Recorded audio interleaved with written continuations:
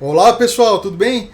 Hoje trago para vocês números do mercado de caminhões e também de ônibus em 2020.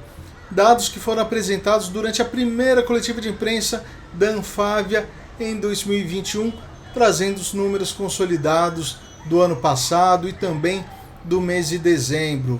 Na sequência, trago uma apresentação de Marco Saltini, diretor da Anfávia, e também do presidente Luiz Carlos Moraes. Mas antes de qualquer coisa, já vou pedir o seu joinha, se inscrever no canal, tem que marcar o sino para receber as atualizações dos próximos vídeos do canal MTED. Trago aqui uma colinha. Em 2020, o mercado total de caminhões licenciou 89.678 unidades. Desse total, 89.610, quase todos, são das montadoras filiadas à Anfávia, o que representa um número muito menor de importadores, de empresas que estão importando caminhões, como vimos em outros anos que se passaram e que já também não estão mais no mercado, estão apenas com algum tipo de operação aqui tentando se reerguer, enfim, mas isso é outro assunto. Trago agora um ranking das montadoras que apresentarei por ordem alfabética do número de licenciamentos, ou seja, a Agrale, praticamente traço de Ibope, foram apenas 18 caminhões licenciados em 2020. Na sequência, Caoa Hyundai com 226. DAF, 3.831 caminhões. FCA, que é o grupo Fiat Chrysler, estamos falando da marca Dodge, 1.476. Ford, 579. Aí você fala, mas Ford caminhões ainda? Sim. Ou seja, os caminhões que foram produzidos naquele final de história antes do encerramento, eles continuaram sendo vendidos, estavam ali no estoque das concessionárias e foram vendidos e licenciados, e por isso esse número de 579 caminhões Ford. Na sequência temos a Iveco com 5.064 unidades, já com números muito mais expressivos. A vice-líder do mercado, Volkswagen Caminhões e Ônibus, MAN Latinoamérica, com 25.586 caminhões. À frente dela, somente a Mercedes-Benz, com 26.758 unidades. Mercedes-Benz que aparece novamente desmembrada por causa da divisão de vans, que, enfim, parece aqui de forma independente. Seriam, ou seja, 2.131 unidades, estamos falando de linha Sprinter.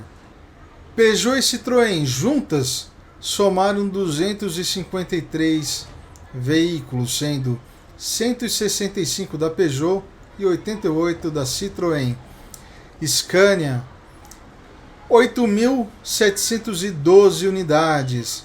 Volvo, 14.976. Outras empresas, 68 unidades.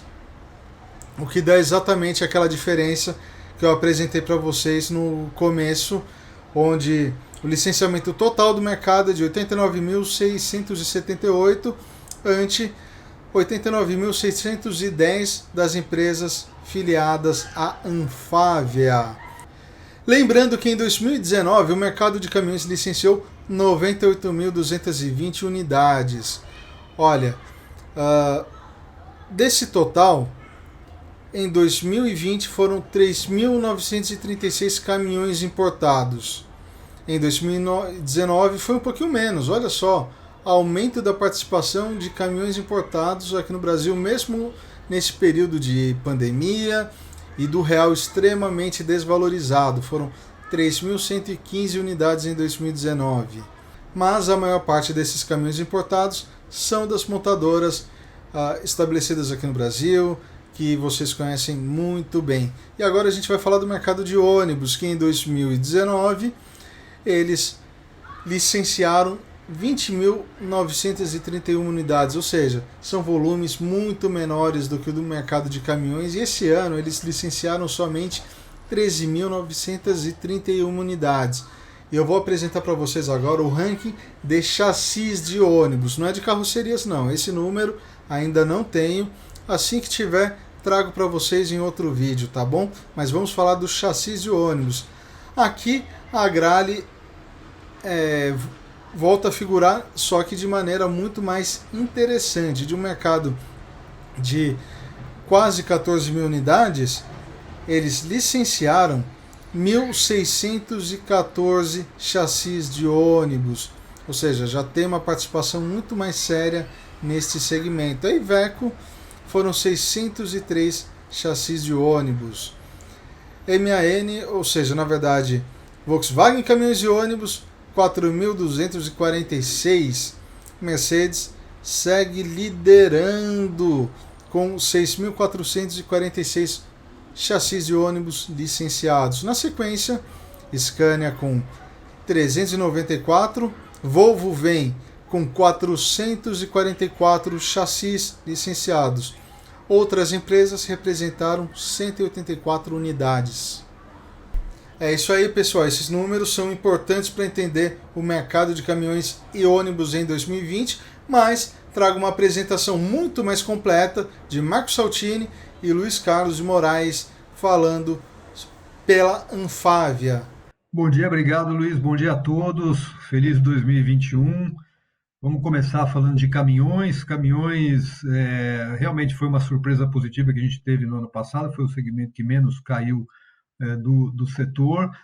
Em dezembro, nós tivemos 9.800 unidades de emplacamento, 7,6% mais do que em novembro, um número bastante expressivo. Foi o melhor dezembro desde 2014. A gente não tinha um dezembro assim desde 2014. E se a gente comparar com dezembro de 2019, 14,4% maior do que dezembro de 2019. Quer dizer, foi um mês muito robusto, seguindo um pouco essa tendência que a gente vinha vindo até um pouco mais do que a gente imaginava para esse final de ano. No acumulado do ano, nós fechamos com 89.700 unidades, também é um número melhor do que a gente esperava, uma queda de 11,5% em relação a 2019, ou seja, ainda que muito afetado pela pandemia, o ano de caminhões sofreu menos, como a gente veio reportando durante o ano. E só para vocês terem ideia, apesar de a gente estar 11,5% abaixo do ano 2019, o ano de 2020 ele foi melhor que 2018, por exemplo, que era um ano já da recuperação que a gente vinha da crise que foi 2014, 2017. Então, ainda um ano melhor do que 2018. Isso foi positivo também. No aspecto de ônibus, a gente sabe que ônibus, em contrapartida, o segmento que mais sofreu, foram emplacados 1.100 unidades em dezembro, 17,1% menos do que novembro de 2020. E se a gente comparar com dezembro, em contrapartida, o que aconteceu com caminhões, 40% menos do que dezembro de 2019. A gente sabe que o segmento foi muito afetado e o caminho da escola ajudou aí nesse ano a que ele não fosse ainda mais afetado. No acumulado do ano, nós fechamos com 13.900 unidades, bem próximo do número projetado em outubro pela Anfávia, o que representou 33,4% menos do que o ano de 2019. Né? Então, foi um pior acumulado que a gente teve desde 2017. Né? Ou seja, o mercado de veículos pesados ele tem os dois extremos, né? Caminhões bastante positivo e ônibus muito negativo, foi um ano muito difícil. O mês de dezembro foi um mês também robusto na produção de caminhões, 8,6%, quase 9%, 10.500 unidades.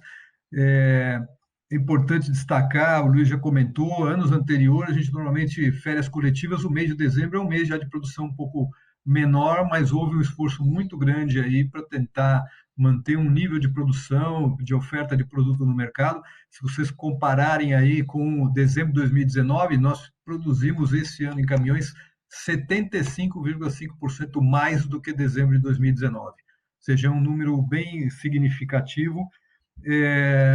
O resultado nosso é o melhor dezembro desde 2011, Desde 2011 a gente não tinha um dezembro como esse, então mostra a tentativa das empresas aí de contornar, como o Luiz disse, essas microparadas que acabaram acontecendo, com redução de coletivas, mas tentar manter uma oferta de produto no mercado. No acumulado do ano em caminhões, nós chegamos a 90.900 unidades, quase 91 mil unidades, e quase 20% menos do que no ano de 2019. Esse acumulado é o pior acumulado desde 2017, né? A gente não tinha um acumulado tão baixo assim. No caso de ônibus, já aí, como contrapartida, né, o segmento mais afetado, fechamos dezembro com 1.000 unidades produzidas, quase 41% menos do que tinha sido produzido em novembro e 15% menos do que dezembro de 2019. Foi o pior dezembro de ônibus desde 2016. No acumulado do ano, fechamos em 18.400 unidades produzidas, o que dá 33%, está muito parecido com o licenciamento, abaixo de 2019, né? Ele é o pior acumulado desde 1999. Ou seja, aí demonstra claramente o quanto vem sofrendo aí o segmento de ônibus. A gente queria mostrar para vocês uma segmentação. Vocês podem observar que o total de autoveículos está do lado esquerdo, 26,2, é o mesmo número que nós mostramos no total. A gente está mostrando aqui que a queda foi diferente. Além de ser diferente por região do país, ela é diferente por segmento. Vocês podem observar que caminhões teve uma queda muito menor do que o total de autoveículos, uma queda de 11,5%. Isso pode ser explicado pelo agronegócio, que vocês acompanham, e tudo que está ao redor do agronegócio. Comerciais leves também, uma queda bem menor, com 16%. Isso se explica pela questão do e-commerce, essa distribuição urbana, mais pessoas pedindo produtos nas suas casas. Isso influenciou, de certa forma, o mercado, tanto de caminhões como de comerciais leves. Automóveis, com uma queda mais forte, acima, né, de autoveículos, de 26 autoveículos, foi para 28,6 em automóveis, né? Isso, vocês podem ver que no total da indústria, os automóveis têm uma representatividade maior em termos de unidades, e aquilo que a gente sempre tem falado, o ônibus, né, influenciado, principalmente o ônibus urbano, o ônibus rodoviário, que foi afetado também da mesma forma que a aviação, né? O ônibus foi afetado por conta do distanciamento, menos viagens, etc. Também teve um impacto relevante. Portanto, quando você olha 26,2, que é a queda do setor automotivo, você observa que a queda é diferente dependendo do segmento que você analisa. No próximo slide, agora falando só de veículos leves, a mesma coisa a gente observa. O total de autoveículos, que foi 28,7, aqui eu estou falando só de veículos leves, ele também foi diferente, né? Furgões teve uma queda muito menor. Em furgões tem a questão, como nós falamos, da distribuição urbana, do delivery, do e-commerce. SUVs com grandes lançamentos, produtos novos, o mercado se interessando por SUVs, também teve uma queda diferenciada, com 11%. Picapes também, que é um produto que o brasileiro gosta, uma queda menor, 17%. Vans e ambulâncias, que é um outro subsegmento, também 18%. E quando você olha a hatch, sedãs e outros modelos, a queda foi acima, né, 34,6%. Isso só para ilustrar um pouquinho que o comportamento da sociedade, da economia, influenciou, de alguma forma, as subcategorias dentro de veículos leves. No próximo slide, como o Saltini sempre tem destacado, né, caminhões também tem uma queda diferente. O total de caminhões foi de 11,5, como o Saltini já destacou, mas semipesados e pesados, aí, influenciado pelo agronegócio, teve uma queda um pouquinho menor ainda, 10%. Semileves, leves, 14,8% e médios, 17%. Isso para mostrar também que no setor de caminhões, os segmentos também atendem diferentes negócios, né? E isso tem uma variação, por isso que é só para ilustrar, para vocês verem como foi quando comparado com o total de autoveículos de 26,2. A gente, para fazer uma visão um pouco mais abrangente, a gente separou por grandes segmentos, tá? Então, é a mesma metodologia. Então, vocês observam que em automóveis nós voltamos para 2016, até um pouquinho abaixo, né? 1.616 versus 1.688. No caso, comerciais leves também um número próximo, um pouquinho acima, 339 mil contra 300 mil unidades. E caminhões, como o Saltini destacou, a gente está até acima, né? Por conta, acho que, do agronegócio, do e-commerce. A gente terminou um ano com uma queda menor, e ela é, para nossa surpresa positiva, né? Acima do nível que nós enfrentamos em 2016, que foi só de 50 mil unidades. Diferentemente de ônibus, a gente tem 14 mil unidades, e 14 mil unidades aí influenciadas pelo caminho da escola, que ajudou a atenuar a crise em 2020, mas um número ainda bastante baixo, perto do número de 2016. Isso aqui é só para ilustrar e para vocês terem uma visão do ano na série histórica de 20 anos, vamos dizer assim, que nós estamos enfrentando, tá bom? Então, eu queria começar com esse slide para ilustrar. A gente continua com certa preocupação sobre o ano 2020. A gente tem alguns indicativos que podem ser positivos, mas também temos algumas preocupações, e por isso que a gente ilustra e simboliza através de uma neblina, né? Essa neblina a gente já sinalizou ela no ano passado, no meio da pandemia.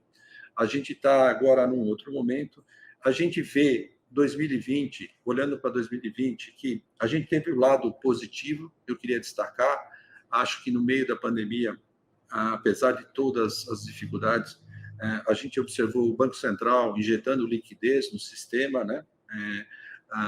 Apesar de um pouco atraso, a gente observou linhas de créditos para pequenas e médias empresas. O governo, mais o Congresso, aprovaram, né, medidas, né, como o abono emergencial, como as medidas de flexibilidade da gestão da mão de obra nas fábricas, com a suspensão temporária dos contratos, com a redução da jornada de trabalho. São ferramentas que foram utilizadas, e aí merece um destaque, que isso ajudou a economia de alguma forma e atenuou a queda do PIB, né? Vocês lembram que todos os analistas, economistas, no meio da crise, ou no início da crise, entendiam que a queda do PIB podia ser de 8%, 9%, e essas medidas atenuaram a queda do PIB, e a gente chegou à queda do PIB estimada, né, segundo os especialistas, em 4,5%. Né? Mas, agora olhando para 21, né, no próximo slide, a gente tentou interpretar como é que pode ser 2021. Né? A gente tem uma expectativa na nossa premissa de um crescimento do PIB de 3,5%, sobre uma base muito baixa de 2020, mas um crescimento de 3,5%. Alguns analistas dizem que desse 3,5% existe um resíduo estatístico, então o crescimento vai ser efetivo, vai ser um pouco menor, né, ou vai ser menor do que isso, mas a gente vê que a gente tem falado com os bancos, eu tenho falado com os bancos, a Fábio fala sempre com os bancos, crédito, aparentemente, tudo indica que nós vamos ter crédito suficiente para atender o crescimento do mercado, mesmo que ocorra um aumento da Selic por conta do controle da inflação de 2 e para certo de 3, a gente entende que crédito não vai ser problema, disponibilidade, o nível de inadimplência está sob controle, existe sempre o risco de pressão sobre custos, né? O câmbio, a gente está trabalhando com um câmbio flutuante, vai ter uma certa volatilidade que a gente vai administrar. Nós estamos considerando, no nosso cenário, um câmbio ao redor de 5, né? E a confiança do consumidor, do investidor, talvez prejudicada no curto prazo por conta dessa questão da pandemia ainda, da segunda onda, mas a gente imagina que com a imunização, com a vacinação, que a gente imagina que vai ser implementada ao longo do ano, a gente pode ter uma retomada dessa confiança e ajudar. Isso é o lado positivo da história. Tem alguns desafios, né? A gente ainda tem, com esse apoio que foi dado em 2020, do abono emergencial, etc., que ajudou 2020, ele trouxe um desafio para o governo, que o déficit fiscal substancial no ano de 2020, a dívida pública, como todos acompanham, vai atingir 93% do PIB, esse é o número que estão estimando. Então, isso, como o governo vai lidar com esse déficit fiscal ao longo do ano, controle do teto dos gastos, isso é uma preocupação e isso pode ter repercussão no nosso setor. A fragilidade do mercado de trabalho, né? A gente tem observado o índice de desemprego oficial, né, aumentando, tem o desemprego oficial e tem o desemprego oculto, é aquele que ainda não está procurando emprego. Infelizmente, aqui eu quero comentar uma surpresa ruim, né, negativa que a gente teve no último dia do ano. O Estado de São Paulo decidiu aumentar o ICMS de autoveículos, incluía veículos, automóveis, comerciais leves, caminhões, de ônibus, mas também de máquinas também foram impactadas. Essa é uma coisa que a gente não imaginava que pudesse acontecer, e no dia 31 de dezembro a gente recebeu essa notícia que a gente não imaginava que pudesse acontecer, mas infelizmente é um fato, ela está publicada, tem decreto, e o ICMS já vai ser aumentado a partir de 15 de janeiro. Eu vou explicar isso com mais detalhes mais para frente. A gente tem a crise sanitária e, infelizmente, a gente atingiu 200 mil mortes. Isso é um assunto triste para nós, para todo brasileiro, para toda a sociedade. A gente tem observado, e vocês acompanham a questão do aumento das contaminações. A gente está preocupado do impacto disso até a imunização ser efetivada, né, ao longo do ano, como é que o país vai lidar com a questão da crise sanitária e como isso, os governantes vão decidir o fechamento, as restrições, e isso pode afetar o comércio, pode afetar a economia como um todo. Isso é uma questão que nos preocupa. Num momento de crise sanitária, a questão da logística, que a gente enfrentou no final do ano, o risco de falta de peças, ou sejam importadas ou produzidas localmente, e a questão de como lidar com a produção e a oferta, né? Isso também é uma preocupação com isso. Então, a nossa estimativa que vocês vão ver na sequência é uma estimativa conservadora, tá? A gente está imaginando que o Brasil vai crescer, mas esses desafios podem afetar. É muito difícil carimbar o número com o crescimento do setor, mas a gente está achando que pode crescer apesar de tudo isso. E para você que chegou até o final desse vídeo, muito obrigado. Meu joinha para você, deixa o seu joinha para a gente, se inscreva no canal, marca o sino para receber os novos vídeos aqui do canal Imited. Tem muita coisa rolando, muita coisa que ainda vem em 2021. Para você, a gente vai trazer muita informação bacana, beleza? Pessoal, valeu, até o próximo vídeo, falou!